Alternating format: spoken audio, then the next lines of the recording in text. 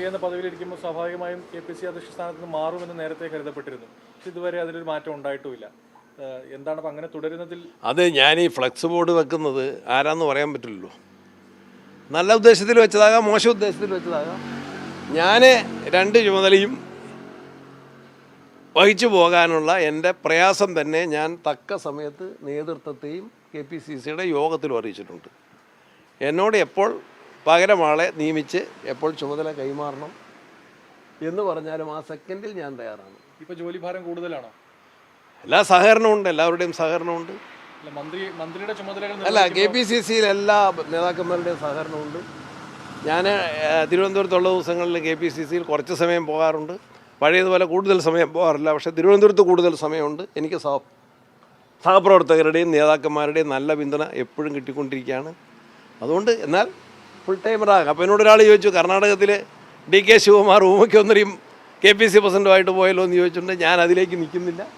I am ready to quit at any time. അതൊക്കെ high command വളരെ ആലോചിച്ച് ഉചിതമായ തീരുമാനം എടുക്കും എന്നാണ് എൻ്റെ പൂർണ്ണമായിട്ടുള്ള വിശ്വാസം.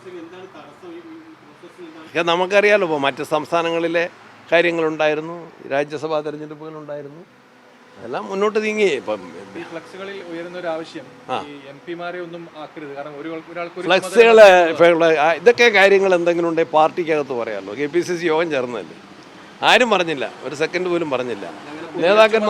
നേതാക്കന്മാർക്ക് പറയണമെങ്കിൽ ഇനി ഫ്ലെക്സി പറയേണ്ടതില്ല. ഏതെങ്കിലും ഉത്തരവാദിത്തപ്പെട്ടവരുണ്ടെങ്കിൽ എന്നോടല്ല, മറ്റ് നേതാക്കന്മാരുണ്ട്. AICCയുടെ നമ്മുടെ കേരളത്തിൻ്റെ ചുമതലയുള്ള ജനറൽ സെക്രട്ടറി ദീപാജി തിരുവനന്തപുരത്ത് തന്നെയുണ്ട്. KC വേണുഗോപാൽ AICCയുടെ സംഘടനാ ചുമതലയുള്ള ജനറൽ സെക്രട്ടറി പലപ്പോഴും കേരളത്തിലുണ്ട്, അല്ലെങ്കിൽ അദ്ദേഹത്തെ എപ്പോഴും അവൈലബിളാണ്. ഇവരോടൊക്കെ സംസാരിക്കാൻ രമേശ് ജി, വർക്കിംഗ് കമ്മിറ്റിയിലെ സീനിയർ മെമ്പർ രമേശ് ജി ഉണ്ട്, മുഖ്യമന്ത്രിയുണ്ട്. ഇവരോടൊക്കെ സംസാരിക്കാം. ഫ്ലെക്സിൻ്റെ ആവശ്യമില്ല. ഇനി ഫ്ലെക്സിനെയും നമ്മൾ പരിഗണിക്കും. നമ്മളെ കാര്യങ്ങൾ നിർവഹിക്കപ്പെടുന്ന ഒറ്റയ്ക്കല്ല, എല്ലാ ചുമതലകളിലും ഞാൻ ഒറ്റയ്ക്കല്ല.